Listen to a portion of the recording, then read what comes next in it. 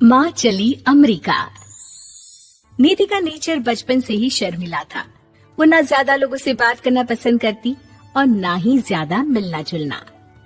निधि, ये पैसे ले जरा और बाजार से चीनी तो ले आ। नहीं माँ, मैं नहीं जाऊंगी, मुझे शर्म आती है, आप ही चले जाओ ना। अरे पता नहीं क्या करेगी ये लड़की, जीवन में कभी कुछ किया ही नहीं सिवाय पढ़ाई और घर के कामों के। इसकी शादी भी आसपास ही कहीं करवा दो, दूर जाकर इसका गुजारा कैसे होगा। निधि सुनती सबकी, समझती भी, लेकिन चुप करके रह जाती। एक दिन पिता के दोस्त अपने परिवार के साथ निधि के घर खाने पर आते हैं। उनकी बेटी बहुत ही स्मार्ट होती है। निधि बेटा, वीणा के साथ बात करो, देखो अंकल की बेटी भी आई है उनके साथ।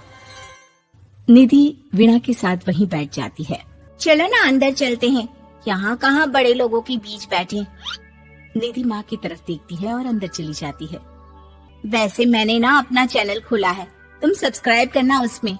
मैं ना ब्यूटी और फैशन की बात करती हूँ, ये देखो। ओह, इतने सारे लोगों के सामने तुम कैसे इतना बोल लेती हो? मुझे तो बहुत शर्म आती है। अरे शर्म कैसी? खैर, सीधी सादी सी निधि, उसकी शादी हो जाती है राकेश से। राकेश एक स्मार्ट लड़का था, उसे घूमना फिरना पसंद था, लेकिन निधि का शर्मिला व्यवहार वो समझ जाता है। अरे निधि, घर से बाहर क्यों नहीं निकलती? लोगों से मिला जुला करो, तभी तो पता चलेगा ना कि दुनिया कैसी है। क्या करना है पता करके? शादी से पहले पापा और अब आप, ठीक है ना? मुझे ज्यादा दुनियादारी में नहीं पड़ना। निधि की जिंदगी ठीक ठाक चल रही थी। उसके 2 लड़के होते हैं, दोनों को वो पढ़ाती लिखाती, उनका ख्याल रखती। निधि, 25 साल हो गए शादी को, दोनों बच्चे सेटल हैं। हम लोगों ने शहर में 2 मकान भी ले लिए। दोनों की शादी खुद का पता ही नहीं चला कैसे उड़ गया। हाँ, ये तो है। मैं खुश हूँ, जिम्मेदारियाँ आती रही, मैं निभाती रही, और क्या चाहिए। देखो, मैंने सोचा है कि अब हम लोग अमेरिका जाकर रहेंगे। यहाँ की जिंदगी तो जी ली, वैसे मुझे वहाँ बहुत अच्छी नौकरी मिल रही है। मैं कैसे चलूंगी? मुझे वहाँ का कुछ नहीं पता। आप तो जानते हैं ना कि मैं घर से बाहर ही कम निकलती हूँ। अरे तो क्या हुआ, वहाँ भी घर में ही रहना है ना, मैं हूँ ना, नौकरी करूँगा। निधि मान जाती है और पति के साथ अमेरिका चली जाती है। माँ, तुम्हारी बहू को बच्चा होने वाला है, तो क्या तुम 2 महीने के लिए यहाँ आ सकती हो? मुझे तुम्हारी बहुत जरूरत है, मैं टिकट भेज देता हूँ। हाँ हाँ, ये तो बहुत खुशी की बात है। मेरा भी मन सबसे मिलने का कर रहा था, पर क्या माँ पर? अब मैं आऊंगी कैसे? पापा से बात करती हूँ। देखो माँ, प्लीज बहाना मत बनाना, तुम जानती हो ना इस वक्त में मैं किसी पर भरोसा नहीं कर सकता हूँ। निधि पति को सारी बात बताती है। क्या आप भी चलेंगे? निधि, आने जाने में बड़ा खर्च हो जाएगा, ऊपर से मुझे यहाँ छुट्टी नहीं मिलेगी। बहू पर वक्त ऐसा है कि तुमको तो जाना ही पड़ेगा।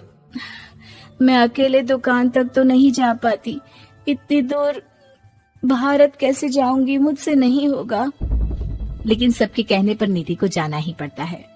एयरपोर्ट में घबराई निधि एक मुसाफिर से कहती है, मैं ना भारत जा रही हूँ, दिल्ली जाने वाली फ्लाइट। सब मिलकर निधि की मदद करते हैं और फाइनली निधि भारत पहुंच जाती है, जहां बेटा उन्हें घर ले आता है।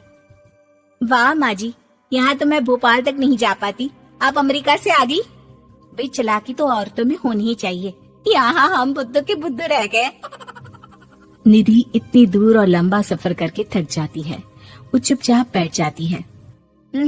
बैठना नहीं है माँ जी, बच्चा पकड़ना है, ये लीजिए।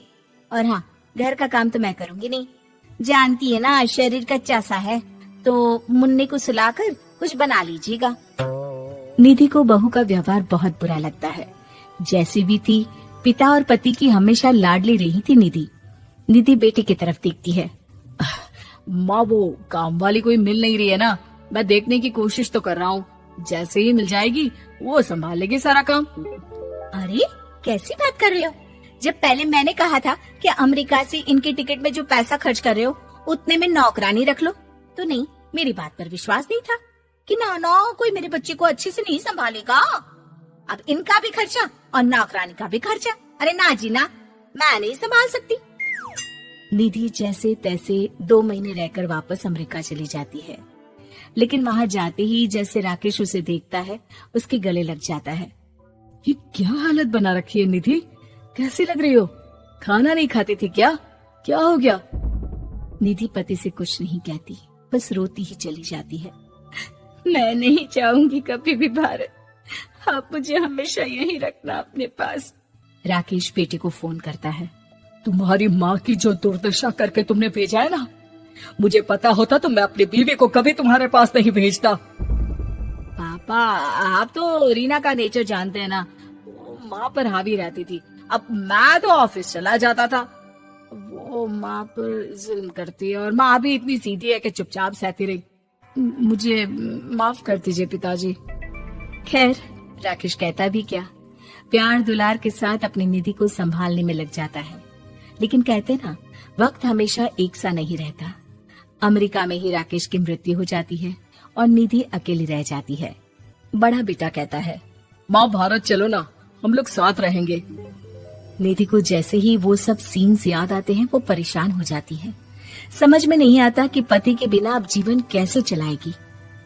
मैंने सारा जीवन घर का काम किया, घर देखा और जिंदगी चलाई, लेकिन जिस घर में रही सबने प्यार दिया, मैं वहां नहीं जाना चाहती।